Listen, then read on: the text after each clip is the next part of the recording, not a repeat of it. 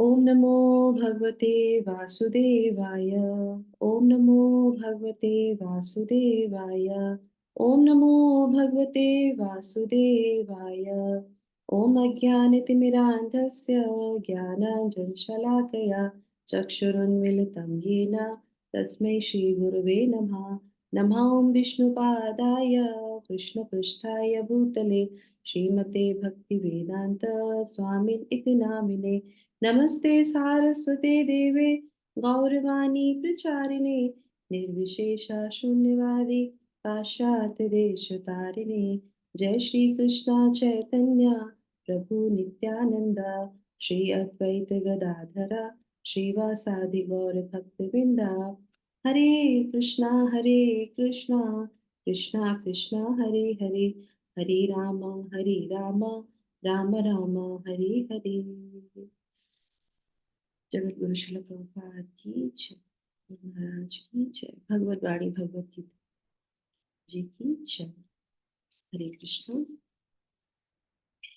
तो उपस्थित सभी भक्तों का बहुत बहुत स्वागत है। तो आज हम लोग पढ़ने जा रहे हैं अध्याय 4 का पहला श्लोक। तो इस श्लोक से पहले हम थोड़ा सा इस पे प्रकाश डालेंगे कि अध्याय 4 में क्या क्या हम लोगों ने पहले के सत्र में जाना था। आप लोग दोबारा से इसकी रिकॉर्डिंग सुन सकते हो। फिर भी मैं एक छोटा सा ब्रीफ जो है इसका रिकैप दे देती हूँ आपको। ओवरव्यू जो है वो है, अध्याय 4 में हमने 4 विभाग किए थे। ठीक है, पास्ट, PAST। पास्ट क्यों? क्योंकि ये जो ज्ञान है वो क्या है? दिव्य ज्ञान है, और ये पहले भी बोला गया है। तो अच्छा, ये शुरू करने से पहले जो तृतीय अध्याय था उसका अंत कहाँ पे हुआ था, कैसे वो एंडेड हुआ था? तो तृतीय अध्याय में अर्जुन के प्रश्न से अध्याय शुरू होता है। और उसके बाद भगवान उनके जो है उनको समझाना प्रारंभ करते हैं। और फिर भगवान ये कहते हैं कि Arjun, if you nourish your buddhi, if you nourish your buddhi, then you will be conquer on lust. You will be conquer on lust, and then you will be become a जो है कौन, एग्जाम्पलरी। करेक्ट। तो exemplary वाला हमने last में section cover किया था, 3rd chapter में। तो यहाँ पे भी भगवान लास्ट में ये चीजें बोल के उनको करते हैं। तो आप मुझे बताइए कि कैसे कॉन्कर कर सकते हैं अगर हम बुद्धि को नरिश करते हैं। तो बुद्धि को हम किससे नरिश करेंगे? हम्म? कौन बताएगा? बुद्धि को किससे नरिश किया जाएगा? तभी एसोसिएशन से और जो है गुरु की शरण में आके शास्त्रों को पढ़कर अच्छी संगति के द्वारा। इन चीजों से हमारी बुद्धि नरिश हो जाती है। और कुछ, कोई किसी का और कोई आंसर? भगवत नाम माता जी, चैंटिंग। माता चैंटिंग करके भगवान में ध्यान लगाकर बुद्धि नरिश हो जाती है। राइट, करेक्ट, सही बात है। जो आप लोगों ने आंसर दिए वो बिल्कुल सही है। एसोसिएशन चाहिए, गुरु की शरण चाहिए, भगवान का नाम चाहिए। और ये सब हमें कहाँ पता चलता है? ये सब हमें पता चलता है शास्त्र से। और शास्त्र में ही जो ज्ञान हमको बुद्धि प्रदान करता है, जो हमारी बुद्धि को नरिश करता है। नरिश का मतलब क्या होता है? उस बुद्धि से हम आगे बढ़े। कहाँ के लिए? अध्यात्म की चीजों के लिए। तो वो जो ज्ञान हमें अब अध्यात्म में आगे बढ़ाता है, वो क्या ज्ञान क्या कहलाता है? दिव्य ज्ञान। ठीक है। तो यहाँ पे भगवान उनसे कहते हैं कि बुद्धि को नरिश करना है। तो बुद्धि को नरिश किससे करना है? दिव्य ज्ञान से। तो तृतीय अध्याय के बाद चतुर्थ अध्याय ऐसे प्रारंभ हो जाता है। तो कि कौन सा चौथा अध्याय क्या नाम है? दिव्य ज्ञान, है ना, ट्रांसेंडेंटल नॉलेज। तो वो नॉलेज जो मंडेन नहीं होती है वो ट्रांसेंडेंटल कहलाती है। वो जो हमें गुरु की तरफ लेके जाती है वो ट्रांसेंडेंटल कहलाती है। वो ज्ञान जो है वो सर्वोपरि है, अव्यय है। उसको जो है क्या बोलते हैं? दिव्य ज्ञान कहलाते हैं ना। तो ये चौथा अध्याय पूरा दिव्य ज्ञान पे आधारित है। ठीक है। तो ये हो गया हमारा दिव्य ज्ञान। तो दिव्य ज्ञान के 4 हमने खंड किए थे। पास्ट, है ना। तो पी से क्या होता है? Position of Krishna. उसके बारे में हम जानेंगे 1 से लेके 10 तक के श्लोक में। और उसके बाद जो है, उसके बाद आ जाता है ए से। ए से क्या है? अप्लाइंग। अब ये नॉलेज जो है, पहले तो सबसे पहले जब दिव्य ज्ञान होता है तो दिव्य ज्ञान कहाँ से आ रहा है? स्रोत क्या है? तो वो क्या है? Position of Krishna. जब हम भगवान को समझते हैं तो हम उस दिव्य ज्ञान को समझते हैं। क्यों? क्योंकि दिव्य ज्ञान कौन दे रहा है? भगवान दे रहे हैं। और उसके बाद अगर वो दिव्य ज्ञान जब आ जाता है, जब वो दिव्य ज्ञान आ जाता है,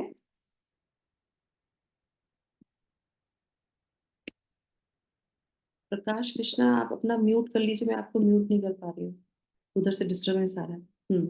तो उसके बाद क्या होता है कि हमको इसको कैसे अप्लाई करना है ना, कैसे इस पे करना है, तो वो हमारा सेक्शन हो जाता है अप्लाई दिस नॉलेज, है ना, टू अवर वर्क। तो ये हमारा 11 से लेके 24 तक के श्लोकों में कवर किया जाएगा।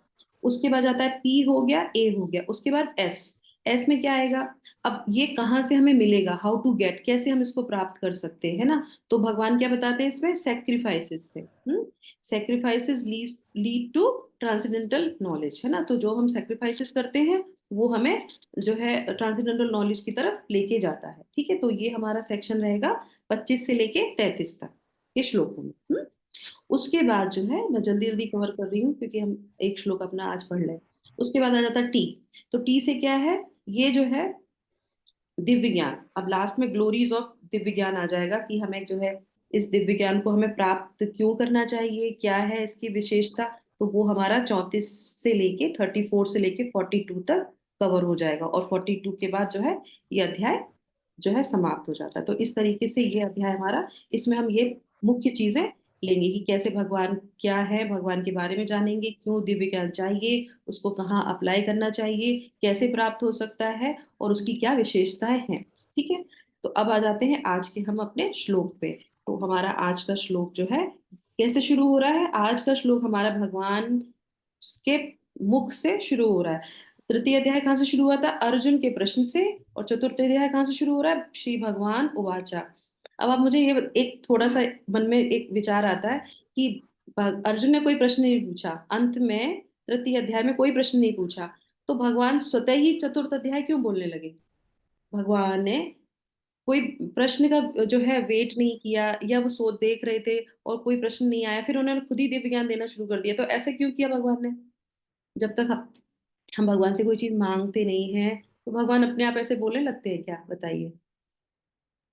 क्योंकि भगवान अर्जुन की जिज्ञासा को समझ गए थे कि भाई अर्जुन के मन में क्या चल रहा है, क्योंकि भगवान तो खुद ही हम्म, वो है, सबको सबको जानते हैं, सबके बारे में जानते हैं। Very nice. तो भगवान के अंदर, भगवान को जो है परमात्मा के रूप में उन्हें पता था कि अर्जुन के अंदर क्या है, कुछ जो है विचार है और कुछ प्रश्न है, पर वो प्रश्न पूछ नहीं रहा। उसके मन में तो जिज्ञासा है पर उसने प्रश्न पूछा नहीं। कर्म योग का सार बताने के लिए, कर्म योग का सार बताने के लिए। ओके, तो कर्म योग का सार, ओके, ठीक है, वो भी ठीक है। भगवान अंदर से जानते हैं, और हम अभी पढ़ेंगे इसमें कि क्यों भगवान ने अर्जुन को ये ज्ञान दिया। तो भगवान क्या करते हैं, भगवान करुणावश ऐसा करते हैं। जब भगवान देखते हैं कि सामने वाले के मन में इच्छा तो बहुत है पर वो मुझसे मांग नहीं रहा है, तो भगवान उसी को वो चीज देते हैं जो उसके लिए जरूरी होती है। करेक्ट। हमारे मन में जब मंदिर जाते हैं तो बहुत सारी चीजें भगवान से मांगते हैं। आप ऐसा प्रयास करके देखिएगा, आपके अंदर जो भी आपके जीवन में कुछ आपको अच्छा चाहिए होगा, नहीं चाहिए होगा, जो भी आपकी चीज है, आप पूरा भगवान पे सरेंडर कर दीजिए। ठीक है, कि मैं कुछ नहीं मांगूंगा आपसे, आपको क्या लगता है वो मुझे आप दीजिएगा। तो स्वतः भगवान को पता है कि तुम्हें किस रास्ते पे जाना है, तो भगवान स्वतः ही आपको वो देंगे, चाहे वो बुद्धि हो, चाहे वो आपकी जो ज्ञान हो, चाहे वो आपकी एसोसिएशन हो, और चाहे वो गुरु हो। भौतिक चीजों की बात मैं यहाँ पे नहीं कर रही, है ना, क्योंकि भौतिक चीजों में तो वैसे भी कृष्ण भगवान बहुत पीछे रहते हैं, वो कभी नहीं देते। उसके लिए उन्होंने किसको अपॉइंट कर रखा है, भौतिक चीजों को देने के लिए किसको अपॉइंट कर रखा देवताओं है? देवताओं को देवताओं देवताओं को। और सबसे ज्यादा किसको दे रखा है, शिव जी को दे रखा है, दुर्गा माता को। जो कामना मांगनी हो तो दुर्गा माता के पास चले जाओ, सारी कामनाएं पूरी। शिव जी के पास चले जाओ, सारी कामनाएं पूरी। पर कृष्ण जी के आशुतोष है, पास, हाँ, आशुतोष है। और कृष्ण के पास तो वही जाते हैं जिनको कुछ नहीं चाहिए होता, क्योंकि उन्हें पता है कि कोई भी हम डिमांड करेंगे पूरी होगी नहीं हमारी यहाँ पे डिमांड, क्योंकि वो डिमांड पूरी करते ही नहीं है, वो सिर्फ भक्ति देते हैं। तो चलिए हम पढ़ते हैं आज का श्लोक है, दिव्य ज्ञान श्री भगवान उवाचा, भगवान के श्री मुख से। इमं विवस्वते योगं प्रोक्तवाहनमव्ययम् विवस्वान् मनवे प्राह मनुरीक्ष्वा कवे ब्रवीत। तो भगवान यहाँ पे क्या बोलते हैं, श्री भगवान ने कहा, मतलब भगवान कृष्ण ने कहा। तो मैंने इस अमर योग विद्या का उपदेश सूर्य देव विवस्वान को दिया, और विवस्वान ने मनुष्यों के पिता मनु को उपदेश दिया। और मनु ने इसका उपदेश इक्ष्वाकु को दिया। तो भगवान ने किसको दिया? भगवान ने जो है ये योग विद्या है ना, ये जो ट्रांसेंडेंटल नॉलेज, इसको क्या बोल रहे हैं? योग विद्या, ऐसी विद्या जो हमें भगवान से कनेक्ट कराती है, इसीलिए इसको क्या बोलते हैं? दिव्य ज्ञान बोलते हैं ना। और का उपदेश सूर्य देव को दिया था, विवस्वान है ना। और उसके बाद विवस्वान ने मनुष्यों के पिता मनु को दिया, और उसके बाद मनु ने इसका उपदेश किसको दिया? इक्ष्वाकु को दिया। तो तात्पर्य पढ़ेंगी मोना माता जी? यस। जगत गुरु श्री श्री शिला प्रपात की जय। भगवान श्री कृष्ण ने कहा, मैंने इस अमर, यहाँ पर हमें भगवत गीता का इतिहास प्राप्त होता है। यह अत्यंत प्राचीन बताया गया है। जब इसे सूर्यलोक इत्यादि संपूर्ण लोकों के राजा को प्रदान किया जाता था। समस्त लोकों के राजा विशेष रूप से निवासियों की रक्षा के निमित्त होते थे। अतः राज्य वर्ग को भगवत गीता की विद्या को समझना चाहिए, जिससे वह नागरिकों पर शासन कर सके और उन्हें काम रूपी भव बंधन से बचा सके। मानव जीवन का उद्देश्य भगवान के साथ अपने शाश्वत संबंध के आध्यात्मिक ज्ञान का विकास है, और सारे राज्यों तथा समस्त लोगों के शासकों को चाहिए कि शिक्षा, संस्कृति तथा भक्ति द्वारा नागरिकों को यह पाठ पढ़ाएं। दूसरे शब्दों में, सारे राज्यों के शासन अध्यक्ष कृष्णा भावनामृत विद्या का प्रचार करने के लिए होते हैं, जिससे जनता इस महाविद्या का लाभ उठा सके और मनुष्य जीवन के अवसर का लाभ उठाते हुए सफल मार्ग का अनुसरण कर सके। इस मन्यवर में सूर्य देव विश्ववान कहलाता है, यानी सूर्य का राजा, जो सौर मंडल के अंतर्गत समस्त ग्रहों का उद्गम है। ब्रह्म संहिता में कहा गया है, वाचुक्षरे। यहीं पे रुकिए। हरे कृष्ण। तो यहाँ पे लास्ट के पैराग्राफ में है कि इस मनवंतर में सूर्यदेव विवस्वान कहलाते हैं, और यानी सूर्य के राजा कहलाते हैं, जो सौर मंडल के अंतर्गत समस्त ग्रहों यानी कि लोकों का उद्गम है। ब्रह्म संहिता में भी इसकी पुष्टि की गई है, उसमें जो है 52 जो है श्लोक में, यक्षुरेश सविता सकल ग्रहाणाम राजा समस्त सुरमूर्ति सशेष तेजः यस्याज्ञया भ्रमति समभृत काल चक्रो गोविंदमादि पुरुषम तमहं भजामि।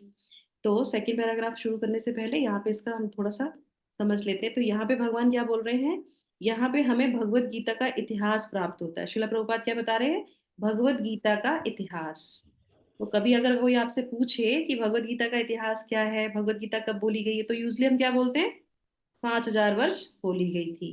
पर एक्चुअल में भी भगवत गीता कब बोली गई है, और पहले उसके जो है शिष्य कौन थे भगवत गीता के? वो कौन है? सूर्यदेव। तो सूर्यदेव, अब आप वैसे अगर आप आंखें बंद कर लो ना, तो भी अगर आप सूर्यदेव का नाम लो तो भी आपको समझ में आएगा कि सूर्यदेव कौन है। तो सूर्यदेव कौन है? मनुष्य नहीं है, पहली बात। कौन है? मनुष्य नहीं है, और इस धरा के नहीं है। कौन है वो? सूर्यलोक के हैं, और सूर्यलोक के राजा हैं वो। एक लोक है सूर्यलोक, उसके कौन है? वो राजा हैं। उनको जो है पहले भगवान ने भगवत गीता बताई। तो हम जो भगवत गीता पढ़ रहे हैं या पढ़ने जा रहे हैं, समझ रहे हैं, तो वो इतना दिव्य है भगवत गीता कि उसके पहले शिष्य कौन थे? सूर्यदेव थे। ये कोई साधारण भगवत गीता नहीं है, ये कोई साधारण ज्ञान नहीं है, इसीलिए इसको क्या बोलते हैं? दिव्य ज्ञान बोलते हैं, क्योंकि पहला शिष्य ही कौन है? सूर्य, जो इस धरा से कोई जिसका संबंध नहीं है। तो अभी हम थोड़े सा चर्चा भगवान की सूर्यदेव की करेंगे आगे। पहले हम इसको समझ लेते हैं। उसके बाद क्या है? अत्यंत प्राचीन बताया गया है ना, तो प्राचीन है। और उसके बाद जो है दूसरा जो है यहाँ पे जो मुख्य इसमें पॉइंट इस पैराग्राफ से निकलता है, वो क्या है? समस्त लोगों के राजा विशेष रूप से निवासियों की रक्षा के निमित्त होते हैं। तो भगवत गीता का जो दिव्य ज्ञान है, वो प्रभुपाद क्या बता रहे हैं कि हमें ऐसे लोगों को पहले देना चाहिए जो दूसरों की रक्षा करते हैं। इसीलिए क्या बोलते हैं? राज ऋषि। जो क्षत्रिय होते हैं और वो जो है जिनको ज्ञान हो जाता है, तो वो राज ऋषि कहलाते हैं। दो कैटेगरी होती हैं। और दूसरी होते हैं ब्रह्म ऋषि। राज ऋषि और ब्रह्म ऋषि आगे हम पढ़ेंगे, जब श्लोक आएंगे तब। ब्रह्म ऋषि को होते हैं जो ब्राह्मण होते हैं, और वो जो है सब वो अपनी नॉलेज करते हैं और पूरे जो है संसार को वो वितरण करते हैं, और उससे उनकी जो है रक्षा प्रदान करते हैं। तो ब्रह्म ऋषि और राज ऋषि, ठीक है। तो इस तरीके से उसके बाद आ जाता है इसमें कि राज्य अन्य वर्ग को भगवत गीता की विद्या को समझना चाहिए, जिससे वह नागरिकों प्रजा की शासन कर सके। और तो जो भगवत गीता किसको देनी चाहिए, तो हम जब लोग भगवत गीता डिस्ट्रीब्यूट करते हैं तो हमेशा कहते हैं कि अच्छे लोगों को। कभी कभी लोग कहते हैं कि बहुत पढ़े लिखे सारे लोग जो है इस्कॉन में आते हैं, कोई ऐसा चलता फिरता कोई भी ऐसे कोई भी इस्कॉन को ज्वाइन नहीं करता। क्यों? क्योंकि ये ज्ञान दिव्य है, हर एक इसको समझ नहीं पाता।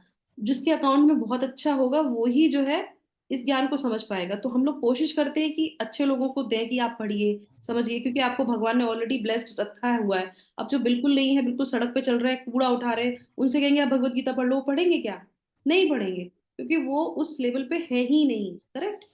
भगवान का नाम ले सकते हैं, पर उसके लिए भी उनके अकाउंट में बहुत चीजें चाहिए होती है। तो इसलिए बोलते हैं कि ये जो ऐसा ज्ञान है, प्रधान नरेंद्र मोदी किसी भी नेता से मिलते तो उनको क्या देते हैं? भगवत गीता देते हैं। क्यों देते हैं? क्योंकि ये ऐसा गिफ्ट है जो अमूल्य है, इससे अच्छा और कोई गिफ्ट हो ही नहीं सकता। और जब कोई नेता इसको पढ़ेगा तो उसके अंदर में जो भी लोग होंगे तो वो भी जो है एक अच्छे पाथ पे चल सकते हैं। तो ये चीज यहाँ पे बोली जा रही है। दूसरा जो है, काम रूपी भवबंधन से बचा जा सके। तो पिछला श्लोक, पिछले अध्याय में क्या बोला था? वो हमारा जो लस्ट है वो क्या है? वो हमें इस भव सागर में बांध देता है। करेक्ट? तो ये जब दिव्य ज्ञान हम पढ़ते हैं तो क्या होता है? भव बंधन से हम बाहर निकल जाते हैं। तो यहाँ पे इसकी ये विशेषता आ गई। ठीक है, अब हम आ जाते हैं आगे। तो अब हम आपको बताते हैं मनवंतर के बारे में। सबको पता है मनवंतर किसे बोलते हैं? हम्म। तो मनवंतर है जो सूर्यदेव विवस्वान कहलाता है। तो मनवंतर में इस समय जो है विवस्वान है उसके राजा। ठीक है, सूर्य के राजा, उनका नाम है क्या? विवस्वान। तो ये क्या होता है कि एक मनवंतर समझ लीजिए कल्प होता है ना। तो एक कल्प में क्या होता है? भगवान ब्रह्मा जी का एक दिन। ठीक है, ब्रह्मा जी के एक दिन में क्या होता है? 14 मनु आते हैं। एक दिन में 14 मनु स्थान लेते हैं। और उन 14 मनु का जो परिधि होती है, जो काल चक्र होता है, उसको क्या बोलते हैं? एक मतलब एक मनु का जो काल चक्र होगा, जितने टाइम तक वो स्थित रहेगा, उसको बोलते हैं मनवंतर।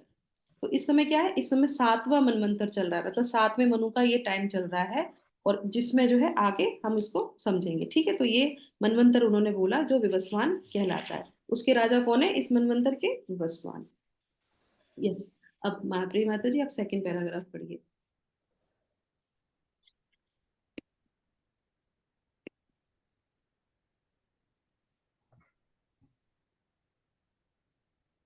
हरे कृष्णा माता जी, मुझे पढ़ना है किसी और को? आप ही को पढ़ना है। Yes. हरे कृष्णा। ब्रह्मा जी ने कहा, मैं उन श्री भगवान गोविंद की पूजा करता हूँ जो आदि पुरुष है और जिनके आदेश से समस्त लोकों का राजा सूर्य प्रभु शक्ति तथा उष्ण धारण करता है। यह सूर्य भगवान के नेत्र तुल्य है और यह उनकी आज्ञा अनुसार अपनी कक्षा को तय करता है। सूर्य सभी लोकों का राजा है तथा सूर्यदेव यानी विश्वान सूर्य ग्रह पर शासन करता है, जो उष्मा उष्मा तथा प्रकाश प्रदान करके अन्य समस्त लोगों को अपने नियंत्रण में रखता है। सूर्य कृष्ण के आदेश पर घूमता है और भगवान कृष्ण ने विवस्वान को भगवत गीता की विद्या समझाने के लिए अपना पहला शिष्य चुना। अतः गीता किसी मामूली सांसारिक विद्यार्थी के लिए कोई काल्पनिक भाष्य नहीं है, अपितु ज्ञान का मानक ग्रंथ है जो अत्यंत काल से चला आ रहा है। महाभारत में शांति पर्व 348.51 से 52 में हमें भगवत गीता का इतिहास इस रूप में प्राप्त होता है। हरे कृष्ण।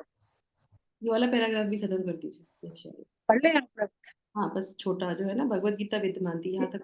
गीता युगादौ च ततो विश्वान मनवे ददौ मनुष्य लोक वृत्तर्थम सूर्य येक्षा कवे ददौ इक्ष्वाकुना च कथितो व्याप्य लोकान वस्थिता। त्रेता युग के आदि में विश्वान ने परमेश्वर संबंधी इस विज्ञान का उपदेश मनु को दिया और मनुष्य के जनक मनु ने इसे अपने पुत्र इक्ष्वाकु को दिया। इक्ष्वाकु इस पृथ्वी के शासक थे और उस रघुकुल के पूर्वज थे जिसमें भगवान श्री राम ने अवतार लिया। इससे प्रमाणित होता है कि मानव समाज में महाराज इक्ष्वाकु के काल से ही भगवत गीता विद्यमान थी। हरे कृष्णा। चलो माता जी, हरे कृष्ण। तो यहाँ पे इस पैराग्राफ में क्या आ रहा है? इस पैराग्राफ में बोलते हैं कि मैं ऐसे जो है गोविंद की पूजा करता हूँ। कौन कह रहे हैं? ब्रह्मा जी कह रहे हैं। ब्रह्म संहिता में कहते हैं वो, जो पीछा वाला जो श्लोक हमने पढ़ा था कि मैं ऐसे भगवान गोविंद की पूजा करता हूँ जो आदि पुरुष हैं, और उन्होंने जो है जिनके आदेश समस्त लोकों के राजा सूर्य प्रभुत शक्ति तथा ऊष्मा धारण करता है उनको उन्होंने दिए हैं। जो भगवान के कौन तुल्य बताए जाते हैं? नेत्र के तुल्य बताए जाते हैं। तो भगवान सूर्य जो है कोई साधारण नहीं है, मैंने पहले बताया था, मनुष्य नहीं है। इस धरती से उनका कोई लेना देना नहीं है, उनका अपना लोक है, वो वहां विद्यमान रहते हैं और हमेशा जो है प्रकाश देते रहते हैं। और कभी भी किसी की भी कोई चाहे उनको जल चढ़ाए या उनको पूजे या ना पूजे, कुछ भी करे, वो कभी भी अपनी जो है ड्यूटी को कम नहीं करते। वो हमेशा हमको जो है सूर्य का प्रकाश देते ही है। अगर एक दिन सूर्य भगवान बोले कि नहीं, ये धरती वाले जो है बहुत अधम करते हैं, इनको हम बिल्कुल प्रकाश नहीं देंगे, तो हमारा सोचिए क्या होगा। पर ऐसे नहीं है। क्यों नहीं ऐसे है? क्योंकि भगवान के वो भक्त हैं, वैष्णव हैं वो, भगवान के कृष्ण के पहले शिष्य हैं, मतलब भगवान के भक्त हैं वो। और भक्तों की ये जो है खूबसूरती होती है कि वो भगवान की सेवा में निरंतर लगे रहते हैं। और ऐसे भक्त को भगवान जो है भगवद गीता का जो है क्या देते हैं? उपदेश देते हैं। तो दूसरे उन्होंने शिष्य को इसको चुना, अर्जुन को चुना। और पहले कौन थे? विवस्वान जो है। तो उनके यहाँ से आपको पता है कितनी दूरी है सूर्यलोक की? सूर्यलोक और ये हनुमान चालीसा सबने पढ़ा, आज तो मंगलवार है, लोग पढ़ते होंगे हनुमान चालीसा। 100 योजन दूरी में। 1 लाख योजन, एक- 1 लाख योजन की दूरी है धरती से सूर्यलोक को।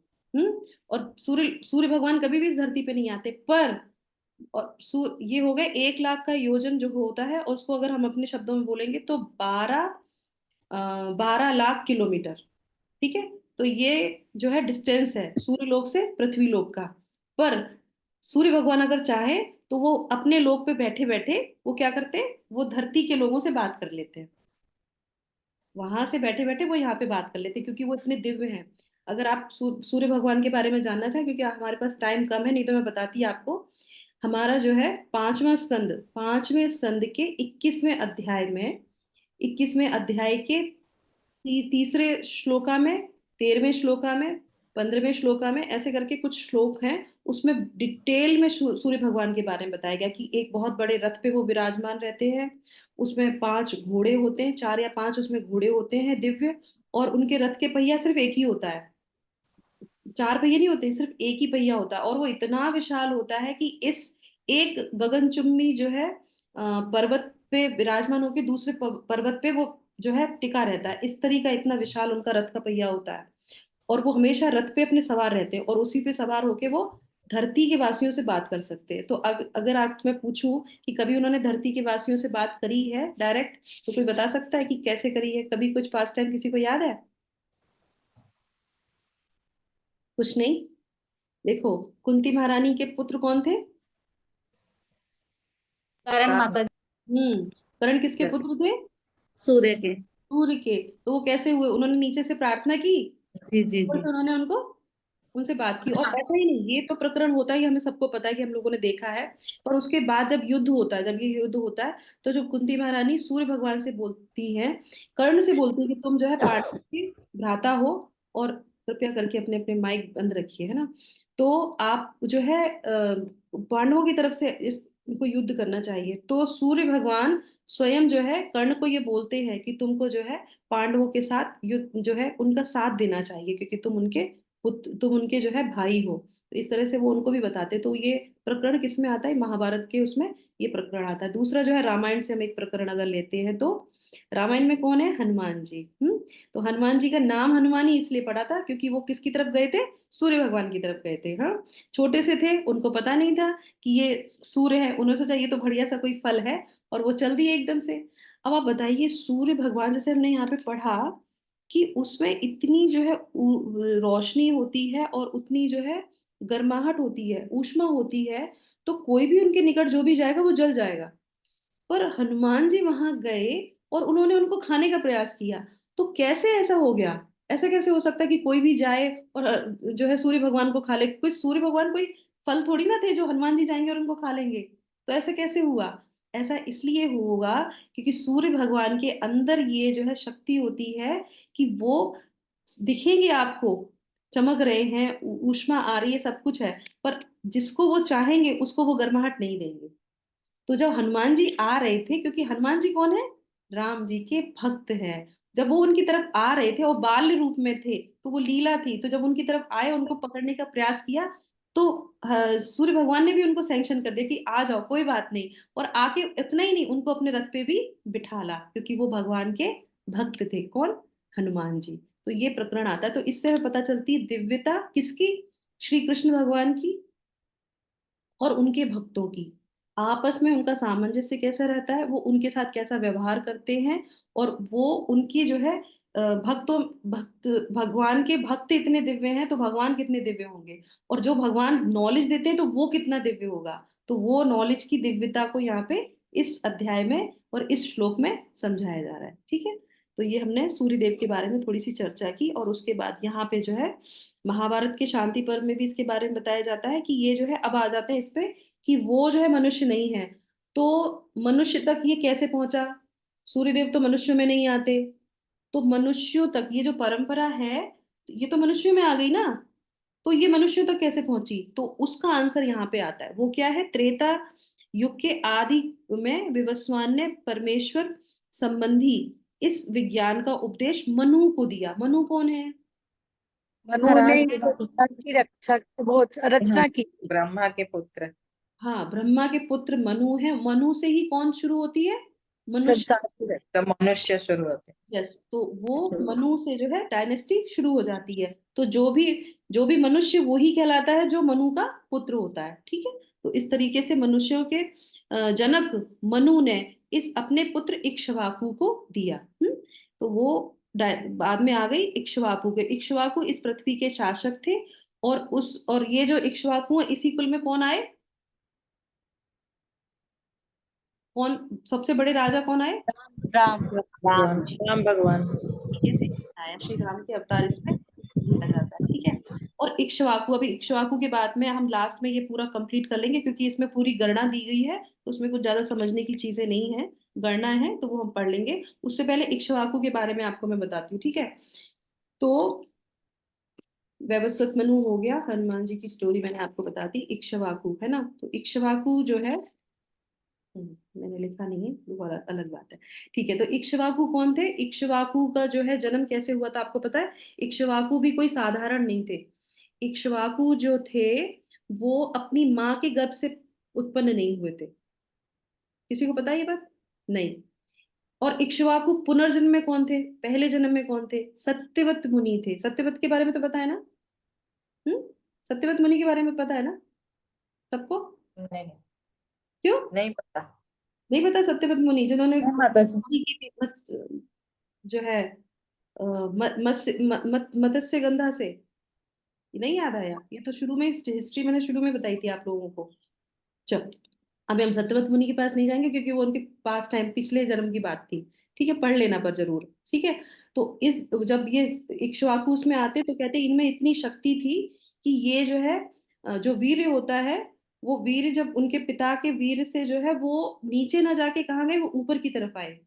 ऊपर से कैसे, मतलब उनकी नाक से जो है वो छींक से जो है वो बाहर निकली, तो उनकी नाक से नॉस्टल से छींक के द्वारा जो है इक्ष्वाकु का जो है उत्पन्न हुए। वो जो है नॉर्मल जो है उनका जन्म नहीं हुआ है। तो यहाँ पे इक्ष्वाकु के बारे में ये एक बहुत अच्छी जो है वो मैंने आपको बताया। ठीक है, अब हम आ जाते हैं आगे। हाँ, यस, पढ़िए थर्ड पैराग्राफ माता जी। हरे कृष्णा, जगत गुरु शिला प्रभुपाद की जय। इस समय कलियुग के केवल 5000 वर्ष व्यतीत हुए हैं, जबकि इसकी पूर्णायु 4,32,000 वर्ष है। इसकी पूर्व द्वापर युग 8,000 वर्ष था, और इसके भी पूर्व त्रेता युग 12 लाख वर्ष था। 800,000 8 लाख, ये 12 लाख। हाँ, इस प्रकार लगभग 20,05,000 वर्ष पूर्व मनु ने अपने शिष्य तथा पुत्र इक्ष्वाकु से, जो इस पृथ्वी के राजा थे, श्रीमद् भगवद गीता कही थी। वर्तमान मनु की आयु लगभग 30 करोड़ 53 लाख वर्ष अनुमानित की जाती है, जिसमें से 12 12 12 करोड़ 4 लाख वर्ष बीत चुके हैं। यह मानते हुए कि मनु के जन्म के पूर्व भगवान ने अपने शिष्य सूर्यदेव विवस्वान को गीता सुनाई। मोटा अनुमान ये है कि गीता कम से कम 12 करोड़ 4 लाख वर्ष पहले कही गई और मानव समाज में यह 20 लाख वर्ष से विद्यमान रही। इसे भगवान ने लगभग 5000 वर्ष पूर्व अर्जुन से पुनः कहा। गीता के अनुसार ही तथा इसके वक्ता भगवान कृष्ण के कथन के अनुसार यह गीता के इतिहास का मोटा अनुमान है। सूर्यदेव विवस्वान को इसीलिए गीता सुनाई गई क्योंकि वह क्षत्रिय था और उन समस्त क्षेत्रों का जनक है जो सूर्यवंशी है। चूंकि भगवत गीता वेदों के ही समान है क्योंकि इसे भगवान ने कहा था, अतः यह ज्ञान अपौरुषेय है। चूंकि वैदिक आदेशों का यथारूप में बिना किसी मानवीय विवेचन के स्वीकार किया जाता है, फलतः गीता को भी किसी सांसारिक विवेचना के बिना स्वीकार किया जाना चाहिए। संसारी तार्किक जन अपनी अपनी विधि से गीता के विषय में चिंतन कर सकते हैं, किंतु यह यथारूप भगवत गीता नहीं है। अतः भगवत गीता को गुरु परंपरा से यथारूप से ग्रहण करना चाहिए। यहाँ पर यह वर्णन हुआ कि भगवान ने इसे सूर्यदेव से कहा, सूर्यदेव ने अपने पुत्र मनु से और मनु ने अपने पुत्र इक्ष्वाकु से कहा। हरे कृष्ण। Thank you. माता जी, तो हमने इस वाले पैराग्राफ में क्या जाना, इनका जो जो पूरा जो है कि कब से ये चालू हुआ था और ये गीता का जो हमारा दिव्य ज्ञान है ये कितना पुराना है, पौराणिक है और जो है परंपरागत है और अनुमान जो है पूरा यहाँ पे दिया गया है। ठीक है, और वक्ता कौन है? श्री भगवान है। विवस्वान, सॉरी, जो जो सत्यवत मुनि के बारे में जो बता रही थी मैं, वो विवस्वान के बारे में। विवस्वान मनु जो है वो पूर्व जन्म में कौन थे? वो सत्यवत मुनि थे। ठीक है, तो अब यहाँ पे क्या है, यहाँ पे सबसे चीज हमारे लिए जो समझने वाली बात है कि ये जो ज्ञान है ये ऐसे ही किसी को नहीं मिल जाता। एक तो वो है जब हम किसी को देते हैं तो वो नम्रता पूर्वक इसे स्वीकार करता है। तो भगवान के जो शिष्य थे सूर्यदेव, सूर्यदेव से मनु, मनु के बाद फिर जो है इक्ष्वाकु, इन लोगों ने इसको कैसे लिया? नम्रता से लिया। तो ये कैसे आ गया? ये परंपरागत प्राप्त हुआ है। तो कोई भी दिव्य ज्ञान ऐसे डायरेक्टली किसी को नहीं मिलता, ये परंपरा से ही मिलता है। तो इस भगवत गीता में अगर हम ये बोले कि दिव्य ज्ञान का स्रोत क्या है, दिव्य ज्ञान का स्रोत क्या है, तो क्या है स्रोत दिव्य ज्ञान का? नम्रता। गुरु परंपरा। परंपरा से आना चाहिए दिव्य ज्ञान। हाँ, गुरु परंपरा। ज्ञान का स्रोत अगर हम आपसे पूछें तो जीपीएस, यस, गुरु परंपरा सिस्टम, यस। पर ये तीन जो श्लोक हैं, फर्स्ट, सेकंड और थर्ड, ये तीनों श्लोक जो है हमें दिव्य ज्ञान का स्रोत बताएंगे। तो पहले में हमने क्या जाना? सूर्यदेव के बारे में, विवस्वान के बारे में, उनकी परिधि के बारे में जाना। सेकंड में हम परंपरा के बारे में। अब इसके बाद भगवान क्या बताएंगे? एवं परंपरा प्राप्तम, ये परंपरा से प्राप्त हुआ है। और उसके बाद जो थर्ड श्लोक है उसमें भी जो है स एवायम मया ते योग प्रोक्तम पुरातन, कितना पुरातन है वो। तो ये तीन श्लोका सिर्फ और सिर्फ इस एसेंस, इसका जो दिव्य ज्ञान है उसके बारे में बताते हैं कि कैसे ये आता है, इसका स्रोत क्या है। तो ये तीन श्लोका जो है इसी को डिस्क्राइब करेगा। तो कल के श्लोक में हम जानेंगे परंपरा के बारे में। तो आप लोग कल क्या करके आएंगे? फर्स्ट अध्याय के पहला अध्याय जो शुरू होता है उससे पहले यहाँ पे गुरु परंपरा दिया हुआ है, उसको आप लोग पढ़ के आइएगा। ठीक है, देखिए पहला अध्याय शुरू होता है, वहीं पे जो है ऐसे करके ये परंपरा दिया हुआ है लाइन से। ठीक है, तो इसको आप पढ़िएगा। इसमें आप पढ़ने के बाद आपको समझ में आएगा कि भगवान ने कैसे बोला, किस किस के पास गया, इस तरीके से हमें ये पूरी चीज मिल जाती है ना।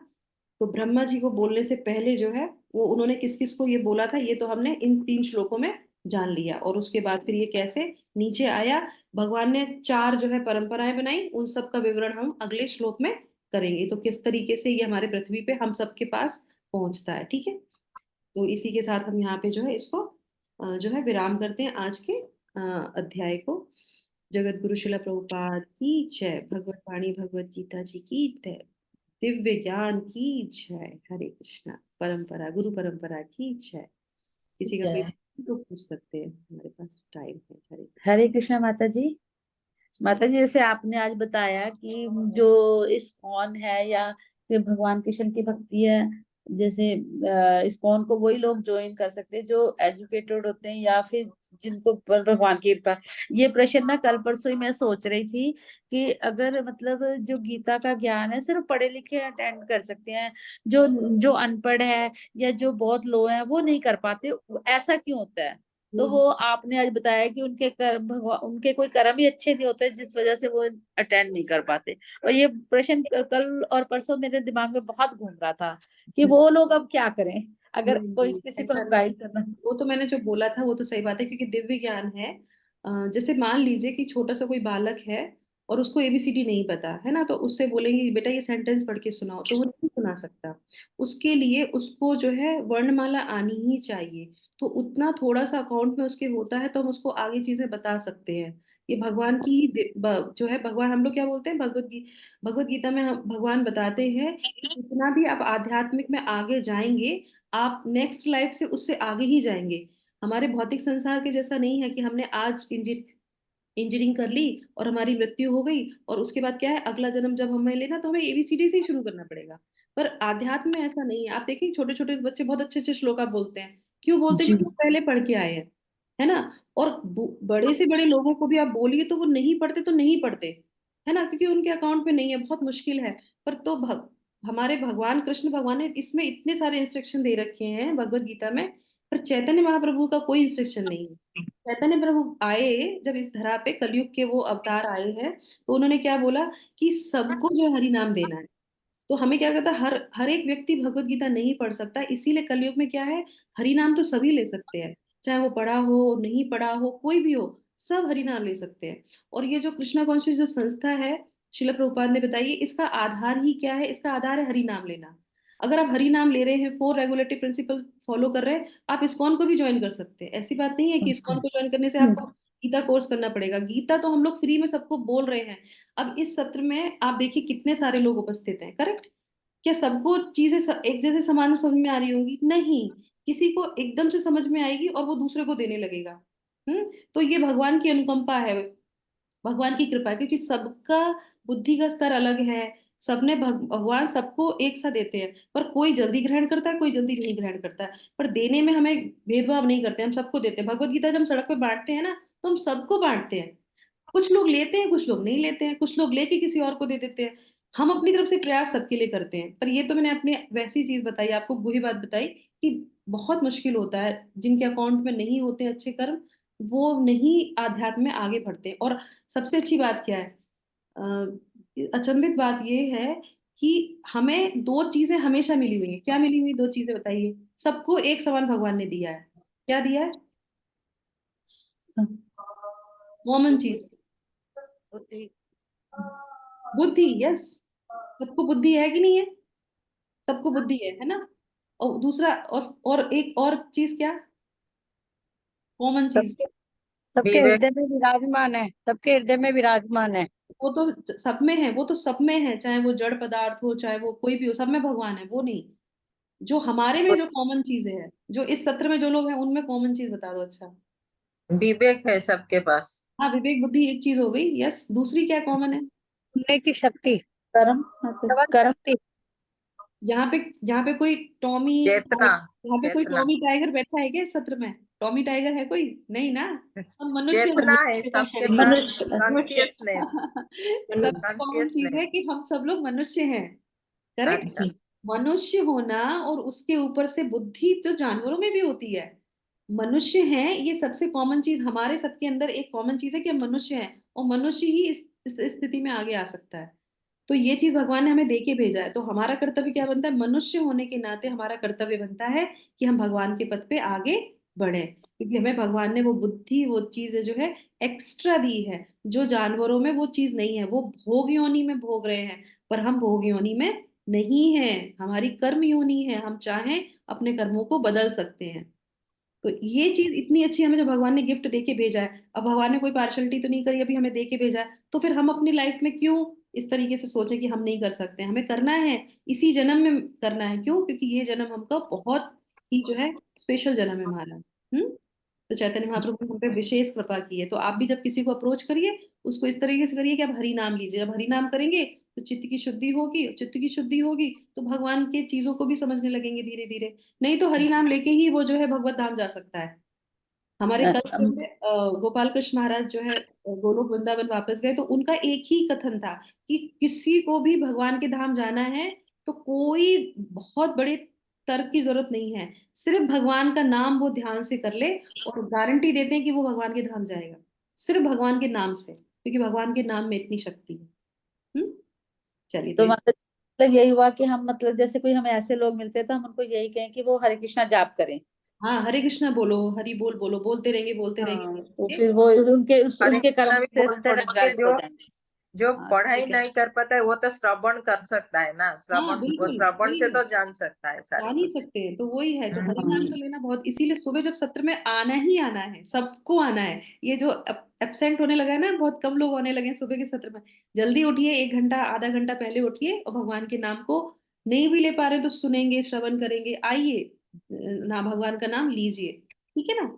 हरे कृष्णा। हरे कृष्णा माता जी, कृष्णा माता जी, धन्यवाद ma'am, thank you so much माता जी। हरे